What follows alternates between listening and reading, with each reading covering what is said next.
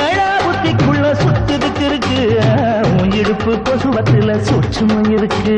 நீ நெளிஞ்சு போகையில நெஞ்சில சுழுக்கு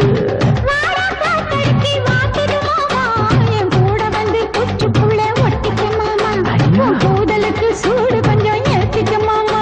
உன் கண்ணு ரெண்டு லவ்வா பழம் காய்ச்சிருக்கு கொய்யா பழம் மூடி வைக்காத திங்காம வீணடிக்காத புள்ள இருக்க போகையில புள்ளவரம் கேட்க வந்து தள்ளி நிற்காத மனச தெள்ளி வைக்காத